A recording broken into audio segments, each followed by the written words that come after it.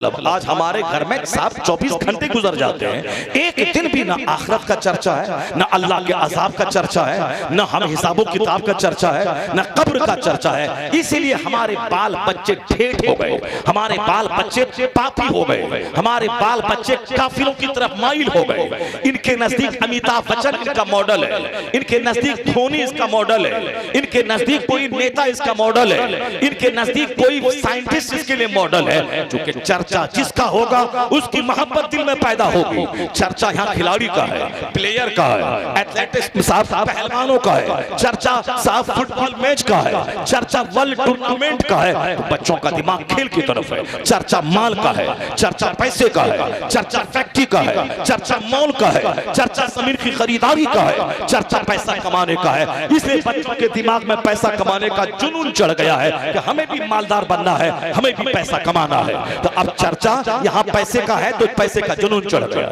चर्चा फिल्म का है तो फिल्म का जुनून चढ़ गया, चर्चा नेतागिरी का है तो पॉलिटिक्स का जुनून चढ़ गया। जबकि कुरान शरीफ हदीस में आया है अल मरउ मअ मन अहब, a man will be with those whom he loves, आदमी उसके साथ होगा जिससे वह मोहब्बत करता है। और बुखारी में आया है कि जो जिससे ज्यादा मोहब्बत करता है उसका चर्चा वो ज्यादा करता है, चर्चा ज्यादा करता है। तो मोहब्बत सबसे ज्यादा मुस्तफा से होनी चाहिए ताकि घर में चर्चा सबसे ज्यादा नबी का हो, नबी की सीरत का चर्चा, नबी की तालीमात का चर्चा, नबी के फरामीन का चर्चा, नबी के इरशादात का चर्चा, नबी की बचपन का चर्चा, नबी की जवानी का चर्चा, नबी के वक्त विसाल का चर्चा, नबी के जिहाद का चर्चा, नबी की सादगी का चर्चा, नबी के सुहद का चर्चा, नबी के हुस्न जमाल का चर्चा। इसलिए आला हजरत ने कहा कि तुम्हारी जिंदगी का मतलब यही होना चाहिए कि उन्हें जाना, उन्हें माना, न रखा गैर से काम, लिल्लाहिल हम्द, मैं दुनिया से मुसलमान गया। बुजुर्गों ने ये सुना, हमने इस शेर को सिर्फ मजा लेने के लिए, सुभान अल्लाह कहलवाने के लिए, नारा लगवाने के लिए हमने ज़बान पे रट लिया और उसी को चला रहे हैं। जबकि इसमें 1 लाख बातों का की एक बात इसमें कही गई है। आला हजरत ने 50 सफ़हात में जो बातें कही जा सकती हैं 50 चैप्टर पे, उसको समेट कर एक शेर की शक्ल फैला दिया आला हजरत ने। आला हजरत ने खुद उस तरह की जिंदगी गुजारी। आपका दादा बड़ा लाजवाब था, पर कभी कोई बता दे कि रजा अली खान जो वक्त के वली और वक्त के कुतुब थे, उनके बारे में रजा ने कोई किताब लिखी हो? रजा अली खान बहुत बड़े कुतुब थे। भाई बरेली की गली आज तक गवाह है कि रास्ते से गुजर रहे हैं, एक हिंदू तवाइफ ने आपके ऊपर रंग डाला, होली का जमाना था, आपका जवान मुरीद वो चढ़ के उसको मारने के लिए कोठे पे चढ़ने लगा, लेकिन आपने क्या कहा? मत मारो, उसने मुझको रंग दिया है, अल्लाह ताला उसको रंग देगा, अल्लाह ताला उसको रंग देगा। चंद मिनट के बाद वो तवाइफ नीचे आई, हजरत के पांव पे गिर के तौबा इस्तिगफार करके कलमा पढ़ के मुसलमान हो गई। हजरत ने उस नौजवान से उसका अक्द कर दिया, उसको बदकारी और ज़िना से हमेशा के लिए बचा दिया, कुफ्र से बचा दिया। कहा था अब उसने हमको रंग दिया है, अल्लाह उसको रंग देगा। ये बोली कुतुब की बोली है। मगर कभी आला हजरत अपने दादा के बारे में कोई किताब नहीं लिखी कि मेरा दादा लाजवाब था, मेरा दादा कुतुब था। ज़िमनी तौर पर चर्चा कहीं आ गया तो लिख दिया। आपके वालिद अपने जमाने के सबसे बड़े मुफ्ती थे हिंदुस्तान के, लेकिन आपने उन पर कोई बायोग्राफी पे किताब नहीं लिखी कि मेरा बाप का बचपन ऐसा, जवानी ऐसी, बुढ़ापा ऐसा, मौत ऐसी, हज ऐसा, मेरा बाप लाजवाब था। नहीं, ज़िमनन तज़किरा आ गया तो आपने तज़किरा कर दिया, उस पर कोई बायोग्राफी आपने नहीं लिखी। ना दादा का चर्चा, न बाप का चर्चा, न अपने परदादा आजम खां का चर्चा जो अपने जमाने के वली कामिल थे। चर्चा जब भी कलम उठाया है मुस्तफा की अजमत का चर्चा, हुजूर के इल्म गैब का चर्चा, सरकार के इख्तियारात का चर्चा, सरकार के मोजज़ात का चर्चा, सरकार की तालीमात का चर्चा। और जब भी ज़बान खोला है इस्लाम का चर्चा, पैगंबर इस्लाम का चर्चा, हुजूर की अज़मत का चर्चा, सरकार पे होने वाले हमलों का दिफा, तहफ़्फ़ुज़ नामूस रिसालत में सारी जिंदगी का एक लम्हा रज़ा ने लगा दिया। सिर्फ 2 घंटा सोते थे, बाकी पूरे 22 घंटे ज़रूरियात से फारिग होकर सिर्फ मुस्तफा की अज़मत का डंका बजाने में लगे रहते थे। उसकी दलील आज उनकी सारी किताबें मौजूद हैं। फतवा रज़िया गवाह है, तर्जुमे कुरान गवाह है, हक़ाइक़ बख्शिश गवाह है, अल-अम्न वल उला गवाह है, किफ़ुल फ़क़ीहिल फ़ाहिम गवाह है। उनकी जो 1000 के करीब किताबें हैं वो किताबें गवाह है कि रज़ा ने इस्लाम की अज़मत का डंका बजाया, नबी किया, सरकारे दो जहां की सीरत बयान किया, हुजूर की रिफ़त बयान किया, हुजूर का चर्चा किया। तो आज अल्लाह ने उसका इनाम ये दिया कि नबी करने वाला रज़ा अल्लाह ने सौदा कराम से उठाकर इस इज्जत के उस आसमान पे पहुंचा दिया कि अमेरिका में रजा रजा, हॉलैंड में रजा रजा, श्रीलंका में रजा रजा। ऐसा लगता है कि वादी रजा की कोहे हिमालय रजा का है, जिस समय तो देखिए वो इलाका रजा का है। A man who dedicates his life for the sake of Allah, Allah gives him name, Allah gives him fame, Allah gives him popularity। जो अपना जीवन अल्लाह के लिए समर्पित कर देता है, अल्लाह उसे शोहरत देता है, अल्लाह उसे मकबूलियत देता है, अल्लाह उसे बुलंदी देता है, अल्लाह उसे इज्जत देता है। तो इस्लाम सिर्फ थ्योरी का नाम नहीं है, इस्लाम प्रैक्टिकल पे जोर देता है, इस्लाम अमल पे जोर देता है। नमाज, रोज़े, हज और ज़कात बेसिक पिलर है, इस्लाम उस पे जोर देता है। उम्दा आदात, उम्दा अखलाक, उम्दा तहजीब पे इस्लाम जोर देता है। जो हदीस मैंने पढ़ी उस हदीस का मतलब यही था, हुजूर ने कहा मुसीबतें जिंदगी में आएंगी, ऐसा नहीं कि जो नमाज पढ़ेगा, रोजा रखेगा, जो वली होगा, जो कुतुब होगा, उस पर कोई मुसीबत नहीं आएगी। हुजूर कायनात के मालिक हैं, आपका बेटा आपके सामने मर गया, तो हुजूर ने ये नहीं कहा कि मैं तो अल्लाह, मैं तो सारे पैगंबरों का सरदार हूँ, मैं तो अल्लाह का नबी हूँ, मेरा बेटा क्यों मर गया। नहीं नहीं, मकसद हयात समझाने मुस्तफा आए थे। तो बेटा के मरने के बाद आंख से आंसू निकल रहा है, लेकिन ज़बान खामोश है। हुजूर ने क्या फरमाया, ए इब्राहिम इन्नी बेफिराक का लमहज़ून, मैं तेरी जुदाई से गमगीन हूँ, मेरी आंख आंसू बहा रही है, ऐनी तबकी ऐनी, मेरी आंख रो रही है, मगर मेरा दिल अल्लाह के फैसले पर मुतमईन है। मैं ज़बान से ऐसा कुछ नहीं बोलूंगा जिससे मेरा खुदा नाराज हो जाए। क्या मतलब मुसीबतें आएंगी, सब्र करना होगा, खामोश रहना होगा, और नहीं बकना होगा, तकदीर पर ईमान लाना होगा कि जो कुछ अल्लाह ने लिखा है वह हुआ, और जो कुछ अल्लाह ने लिखा है वह होगा। इसलिए ये मत कहना कि लव काश, मत कहना कि ऐसा कर दिए होते तो ऐसा हो गया होता, ऐसा कर दिए होते तो ऐसा हो गया होता। नहीं, फ़इन लव तफ्तहु अमल शैतान, मुस्तफा कहते हैं काश, इन केस, अगर, मगर मत बोलना। तकदीर पर ईमान लाना जरूरी है मुसलमान होने के लिए कि अल्लाह ने हमारी रोजी लिख दी है, अल्लाह ने मेरी मौत लिख दी है। इसलिए मोमिन होने के जरूरी है अल्लाह पर ईमान लाना, सारे रसूलों पैगंबरों पर ईमान लाना, क़यामत के दिन पर ईमान लाना, हिसाब किताब पे ईमान लाना, तकदीर पे ईमान लाना, ये जरूरी है। अल्लाह की सारी किताबों पे ईमान लाना। जरा भी शक हुआ कि क़यामत कायम होगी कि नहीं होगी, कौन देखा है, वो काफिर हो जाएगा। क्योंकि मुसलमान बनने के लिए जिस तरह ये दुनिया पे यकीन है, उसी तरह इस दुनिया से ज्यादा आखिरत पे विश्वास करना होगा। जैसे ये दुनिया है, रात है, दिन आएगा, सूरज निकलता है, चांद निकलता है, महीना आता है, साल आता है, उसी तरह इससे ज्यादा फैक्ट है कि आखिरत है, क़यामत कायम होगी, हिसाब किताब होगा, हर स्याह सफेद सामने आएंगे और हर नेकी पति को तौला जाएगा। इस दुनिया से ज्यादा फैक्ट है, उस दुनिया की बात है। जरा भी डाउट और शक हुआ उसमें कि नहीं होगा, इसी दुनिया में जन्नत जहन्नम है, वह सीधे इस्लाम से खारिज हो जाएगा। उसका यकीन खत्म, उसका यकीन खत्म, ईमान खत्म। यह ईमान नाम है यकीन का कि अल्लाह ने जो लिखा है वही होगा। रोजी अल्लाह ने लिख दिया है, मौत अल्लाह ने लिख दी है, बाकी हमको अल्लाह ने कहा है रोजी तलाश करो, हम तलाश कर रहे हैं। अल्लाह ने कहा है जमीन पे फैल जाओ, हम जमीन पे फैल रहे हैं, हम पढ़ रहे हैं, लिख रहे हैं, खेती बाड़ी कर रहे हैं, दुकान में बैठ रहे हैं। तो यकीन करना होगा जैसे अल्लाह रोजी लिखा है, मगर मुझको खेत जाना होगा, कॉलेज स्कूल में पढ़ के नौकरी करनी होगी, उसी तरह अल्लाह जन्नत देगा, मेरे गुनाह को माफ करेगा। लेकिन रोजी देने वाला अल्लाह है तो मुझे खेत और दुकान जाना होगा, उसी तरह अल्लाह बख्शने वाला है, मगर मुझको मस्जिद जाना होगा, सजदा करना होगा, नमाज पढ़नी होगी। जिस तरह दुनिया में रोजी देने वाला अल्लाह है, मगर मुझको खेत जाना होगा, खलियान जाना होगा, फैक्ट्री जाना होगा, पढ़ना लिखना होगा, कंपटीशन फेस करना होगा, उसके बाद नौकरी मिलेगी तो रोजाना 5 घंटे ड्यूटी पे जाना होगा, रिटायरमेंट तक तब जाके 2 टका मिलेगा, उससे रोटी खाएंगे, बाल बच्चों को पालेंगे। रोजी देने वाला अल्लाह है, मगर तुमको तदबीर करनी होगी। ठीक यही पॉइंट आखिरत के लिए क्यों कमजोर हो जाता है आपका। अल्लाह माफ कर देगा, हम ज़िना करें, शराब पिए, पाप करें, झूठ बोलें, सूद खाएं, गीबत करें, दूसरों की जमीन हड़पें, समाज में लड़ाई झगड़ा करें, कुत्तों की तरह एक दूसरे से लड़ें, समाज में मोहब्बत ना करें, एक दूसरों की तकलीफ पे सब्र ना करें, एक गाली दी तो 10 गाली दे दें और सब घमंड का पुतला बने और जन्नत हमारे लिए पक्की है। नहीं होगा ऐसा। चले पूरब और पहुंच जाए, काबा नहीं होगा। तू काबा न रसी ए रबी की रहते मी रबी बतुर्किस्तान।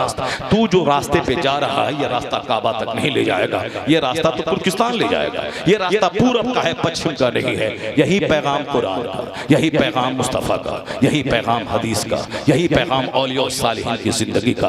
बता दें कि हम लोग कहाँ उस पैगाम से हट के अपने अपने हाथ में अलग अलग डफली, अलग अलग रात अला पे हुए हैं। कोई पीर के लिए लड़ रहा है, कोई साहब ज़ात बरादरी के लिए लड़ रहा है, कोई साहब अपने अपने इलाके के इलाकायत को लेकर मर रहा है। हुजूर ने तकरीर में कहा था हज्जतुल फतह के मौके पर, अब इस्लाम आ गया है, मैं अल्लाह का पैगाम पहुंचा चुका हूं। अब सुनो, ला फज़ला लिअरबिय्यिन अला अजमी, किसी अरबी को अजमी पर, किसी अजमी को अरबी पर कोई फौकियत नहीं होगी। मैं अब इस्लाम लेके, इस्लाम आ गया है, इस्लाम कंप्लीट हो चुका है। कोई काला गोरे पर फौकियत नहीं रखेगा, कोई गोरा काले पर फौकियत नहीं रखेगा। मुस्तफा कहते हैं अब जिसका अमल अच्छा होगा, जो अल्लाह से डरेगा। कुरान शरीफ की आयत पढ़ के सुनाई आपने, इन्ना अक्रमकुम इंदल्लाहि अत्काकुम, यानी हुजूर ने फरमाया तुम में सबसे ज्यादा इज्जत वाला वो होगा जिसका कैरेक्टर सबसे ज्यादा अच्छा होगा। यहाँ कोई अपने खानदान के घमंड में पड़ा हुआ है, शेख में डूबा हुआ है, पैठान में मर रहा है, साहब कोई जोलहा अंसारी को समझ के उसको साहब चारों शाने चित करके उसको हकीर समझ रहा है। ये यहूदी क्रिश्चियन को कहता है काफिर है, या क्रिश्चियन यहूदी को कहता है काफिर है। सूरह बकरा में आया है, कालतिल यहूद लैसतिन नसारा अला शै, यहूदी कहते हैं कि नसरानी कुछ नहीं है, काफिर है। व कालतिल नसारा लैसतिल यहूद अला शै, और नसरानी कहते हैं यहूदी काफिर है, 0/0 है, कुछ नहीं। ये कुरान शरीफ में आया है। यहूदी कहते हैं नसरानी 0 और नसरानी कहते हैं यहूदी 0, या दोनों को जब मौका मिलता है एक दूसरे को काट देते हैं। जर्मनी का हिटलर 30 लाख यहूदियों को ज़बह कर दिया, जब मौका मिला ज़बह कर दिया। और इन यहूदियों को जब मौका मिलता है ये यहूदी क्रिश्चियनों को ज़बह कर देते हैं। लेकिन एक कौम मुस्लिम जो एक दूसरे को 0 और काफिर कहता है, वो आज हमें मिटाने के लिए दोनों एक हो गया है। अमेरिका का नसरानी, इस्राइल का यहूदी आपस की जंग हटा के ये दोनों मिलकर मुसलमानों को तबाह करने के लिए एक हो गया है, जो कि दोनों काफिर है, दोनों एक दूसरे को काफिर कहता है, ये कुरान की ज़बानी। मगर हमको मिटाने के लिए दोनों काफिर एक हो गए, हम पर अटैक करने के लिए, हमको तोड़ने के लिए अरब ममालिक को तोड़ दिया। वरना किबले अव्वल को सब मानते हैं, लेकिन दो ग्रुप में बांट करके एक को अपने फेवर में करके पहले इसको मारना है, फिर उसके बाद उसको मारना है। अब जमीन अरबों की है, उस पर शासन करना है, अपनी फौज लाना है। पेट्रोल डीजल का कुआं अरबों का है, उस पर कब्जा अमेरिका और यूरोप का है। मैं आखिरी बात कह रहा हूं कि यह लोग एक दूसरे को काफिर कहते हैं, हमको मिटाने के लिए ये दोनों एक हो गए। अब हम लग गए किसमें? अंसारी और जोलाहे की जंग में, शेख और पैठान की जंग में, साहब उत्तर प्रदेश और गुजरात की जंग में, अरब और अजम की जंग में। हुजूर ने कहा था नहीं, कोई जंग नहीं होगी, जो मुत्तकी होगा वही इज्जत पाएगा, जो जितना ज्यादा अल्लाह से डरेगा वही काबिल एहतराम होगा। लेकिन हम टुकड़े टुकड़े में बढ़ गए। अगर कोई अंसारी उठा, कोई शेख उसको वोट नहीं देगा, कोई शेख अगर इलेक्शन में उठा, कोई जोलहा उसको वोट नहीं देगा। यानी हम बिरादरी में बढ़ गए, हम दोनों एक पीर के मुरीद हैं, मगर मतलब में बढ़ गए। 1.5 ईंट की मस्जिद लेके बैठ गए। पहले वहाबी देवबंदी से लड़ते थे, चलो वह गुस्ताख रसूल है, इस्लाम से खारिज है, वह मुर्तद है, वह मुनाफिक है, वह काफिर है, नबी की तौहीन की, इस्लाम से निकल गया। लेकिन तुम तो सुन्नी हो, तुम आपस में क्यों लड़ गए अपने पीर के नाम पे? तुम तो रज़वी हो, क्यों लड़ गए तुम अपने मुर्शिद के खानदान के शेख के नाम पे? क्यों आपस में बढ़ गए? क्यों कोई इस खेमे में चले गए, क्यों उस खेमे में चले गए? तुम सब तो सुन्नी सलातो सलाम फातिहा मिलाद पढ़ने वाले हो, तुम लोग आपस में क्यों लड़ गए? कब्रिस्तान में लड़ाई, मस्जिद में लड़ाई, खानका में लड़ाई, साहब मदरसे में लड़ाई, स्कूल में लड़ाई, जलसे के नाम पे लड़ाई, जनाज़ागाह के नाम पे लड़ाई। ये लड़ाई ने हमको कमजोर करके रख दिया। ये यहूदी और नसरानी का इससे सबक सीखो। जब ये काफिर मुत्तहिद होकर हमको मिटाने की कसम खा लिया है, तो आज वक्त का सबसे बड़ा पैगाम, वक्त की सबसे बड़ी जरूरत है, ये जात बिरादरी की जंग छोड़ दो। तारे सुन्नी आला हजरत के नाम पे मुत्तहिद हो जाओ, गौसे आज़म के नाम पे मुत्तहिद हो जाओ, गरीब नवाज के नाम पे मुत्तहिद हो जाओ। तुम अगर मुत्तहिद बन गया तो तू बलवान और ताकतवर हो जाएगा। जब ताकतवर होगा तो तेरी बुनियादें मजबूत हो जाएगी। और जब ये कसम खाया है हमें मिटाने के लिए, तो तू मुत्तहिद होके कसम खा ले कि हमने भी कसम खाया है अब इस्लाम बचाने के लिए, सुन्नियत बचा दे।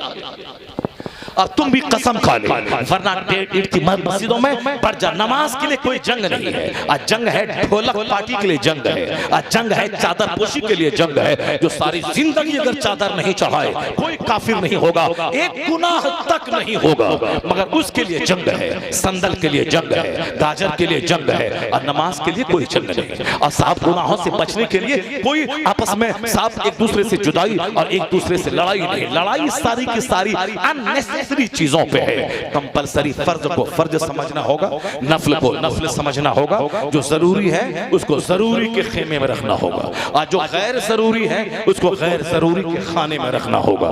नमाज फर्ज है, प्रायोरिटी उसको देनी पड़ेगी। फातिहा मिलाद साइड की चीजें हैं, उसको सब्सिडरी हैसियत देनी पड़ेगी। फर्ज को पहले, वाजिब को पहले, सुन्नत मौक़िदा को पहले, सुन्नत गैर मौक़िदा को पहले। बाकी जो इस्तेहबाब है, नवाफिल है, अच्छे काम है, उसको करो तो सवाब, नहीं करो तो कोई गुनाह नहीं। उसको इसी खाने में रखना होगा। ऐसा नहीं होगा कि फर्ज को नफल समझ के साइड कर दिया और जो नफल है उसको फर्ज समझ लिया। ऐसा नहीं होगा। तू बकाबा नरसी राबी की रह के मेरा भी बतुर्किस्तान रास्ता, तू काबा नहीं पहुंच पाएगा। इसलिए कि ये जो रास्ता तुमने चुना है, ये रास्ता काबा का नहीं है, ये रास्ता तुर्किस्तान का है। अल्लाह तबारक व तआला हमको और आपको सबों को अपने नबी से सच्ची मोहब्बत की तौफीक अता फरमाए। खूब शायरों को सुना और खूब दाद दिया, टाका से भी दाद दिया, पैसे से भी दाद दिया, और जबान हिला हिला के भी दाद दिया, और माइक ऐसे करके भी दाद दिया। हदीस सुना रहा हूँ तो फिर साहब आप चुप हो गए, कुरान सुना रहा हूँ चुप हो गए। जरा जोर से बोलो सुभान अल्लाह, हाथ उठा के बोलो ला इलाहा इल्लल्लाह। वादा करो कि फर्ज को फर्ज समझेंगे, बोलो इंशाअल्लाह। जो फातिहा मिलाद नफल है उसको नफल समझेंगे, फर्ज को प्रायोरिटी तरजीह देंगे, और आपस के इख्तलाफात मिटा के आला हजरत गौसे पाक के नाम पे आपस में मुत्तहिद हो जाएंगे, और मुत्तहिद होकर इस्लाम और सुन्नियत और मसले के आला हजरत को बचाएंगे। अल्लाह ताला आपके घरों में बरकतें अता फरमाए। बातें तो 2-2.5 घंटे 3 घंटे की मुझको करनी थी, मगर मैंने जो कंपलसरी जो जरूरी बातें थी मैंने उसको किया है। क्योंकि हमारे पेशरो खतीब जितने आए वो सब ने मिलाद बयान किया है, सरकार की पैदाइश बयान की है। मैंने हुजूर की तालीमात का निचोड़ आपके सामने बयान किया है। सरकार के आने का जो मकसद है वो मकसद बिअसत मैंने बयान किया है। अकाल इस्लाम क्यों आए हैं, क्यों सरकार हमारा हमको क्या दिखाने आए हैं, क्या सिखाने आए हैं, और हम कहाँ जा रहे हैं। हमने उसी पे एक थोड़ा सा बिंदु मैंने डाला है, प्रकाश मैंने डाला है। अगर दिल में बात अगर आ गई तो मुझे उम्मीद है कि ये दिलों की रोशनी के लिए ये जुमले काफी हो जाएंगे। हसद, जलन, कुदरत, फालतू बातें को दिमाग से हटा दे। सच्चाई को समझने की कोशिश करना होगा, ट्रूथ को समझने की कोशिश करना होगा। अल्लाह ताला हमें सच्चाई समझने और सच्चाई पे अमल करने की तौफीक अता फरमाए। आमीन।